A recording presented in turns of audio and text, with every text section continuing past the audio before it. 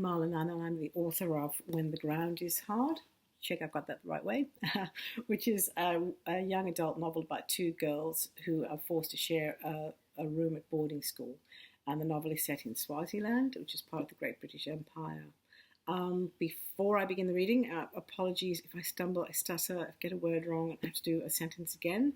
I'm a writer, and I absolutely adore sitting at home by myself, having very little conversation.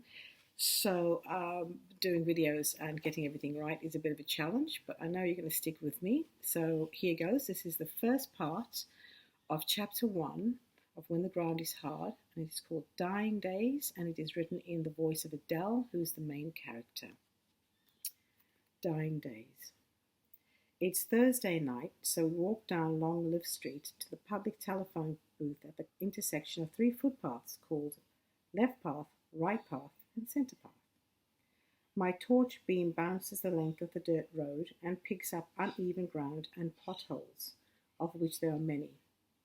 Mrs. Button, who lives in the pink house behind the mechanic's workshop, says that all roads should be paved the way they are in England. But we're not in England. We are in the British Protectorate of Swaziland, fenced in on all sides by Mozambique and the Republic of South Africa. So, what does she know? Pick up the pace, Mother says in a fierce whisper. We can't be late. We hurry past cement brick houses with cracks of light spilling from under locked front doors. Dogs bark in fenced yards. A curtain twitches and a face peers at us through a space the width of a hand. The face belongs to Miriam Dubé, the church minister's wife.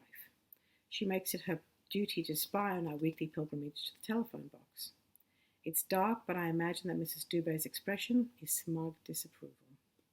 Mother holds her head up high, like she's balancing the weight of an iron crown or suffering a garland of thorns. The neighbours are jealous, she says. Jealous gossips who frown on her high heels and her dresses straight from Johannesburg that show too much leg. They know we have carpet in the living room, she says. We also have Christmas bicycles with flashing chrome in the backyard and new barter school shoes that still smell of the factory under our beds. They have concrete floors, and if they do have rugs, they are sure to be ugly when compared to the tufted field of purple flowers that blossom under our feet when we walk from the settee to the kitchen. That's why they hate us. That's why they don't stop to give us a lift when they see us walking at the side of the road, weighed down with shopping bags. The Manzini market is 3 miles from our house, Mother says. 3 miles across dry fields pocked with snake and scorpion holes, a dangerous walk. A Christian would see our suffering and pick us up, but our neighbours, who call themselves Christians and stuff the church pews every Sunday, they drive by and they leave us in their dust. The telephone booth appears in my torch beam, a rectangle of silver metal cemented into the red earth. Right path, left path, and centre path split off and disappear into vacant land covered in weeds. Bored children and drunks have left their initials and their boot prints in the glass walls. But by some miracle, the interior light still gives off a faint glow, which attracts a circling cloud of white insects. Mother feeds 4 silver coins into the chain slot and dials a number. Her hands shake, and her breath comes short from walking the uneven roads in high heels.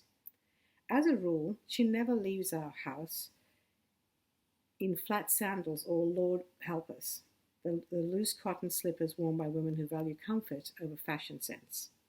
The coin drops and she shapes her mouth into a smile. It's me, she says in the throaty voice that she reserves for the telephone. The voice, on the other hand, says something that makes her laugh. She flashes me a triumphant glare.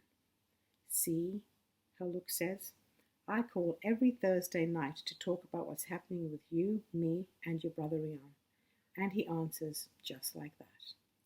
Mother wants me to know that no matter what names the church ladies call her, her relationship with him is special. She has a good man she can rely on. And how many loose women and tramps can say the same thing? 0. That's how many, Mother says. I think Mother wants me to be proud of our weekly walk to the telephone box. I pick a twitching moth from my hair and blow it into the air. Its wings leave a fine white powder on my fingertips, and I brush them off on the front of my skirt while Mother talks low and soft into the telephone. Of course, Adele is right here. She snaps her fingers to get my attention. She's dying to talk to you. I take the receiver from her and I say, "Hello, I'm fine. How are you?" The voice tells me that he's tired, but it's good to hear my voice and Mother's.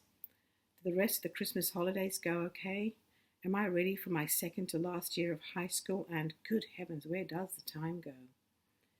He pays the fees, so I tell him, Yes, I can't wait to go back to Keziah Academy. It's the 21st of January, 3 days before the term starts, but my bags are already packed. It'll be good to see my friends again. Phone time is precious. I can't waste a second of it by mentioning the bad food or the sharp angle of Mr. Newman's ruler that raps against my knuckles when I get a wrong answer, or look at the mountains to the classroom windows for too long. Mother says, "Have some pride, girl. Nobody wants to hear your problems. Nurse your sorrows in private like the rest of us." She double snaps her fingers to let me know that my time is up. See you soon, I hope. I surrender the receiver and step back to give her privacy. A cloud of moths beats a white circle around the telephone box while others lie on the ground with broken wings. I pull a strand of wild grass from the side of the road and chew the sweet end while Mother whispers promises into the telephone. Her right hip and shoulder press against the glass, and in that moment, surrounded by fields of rustling weeds in the low night sky, she seems small and completely alone.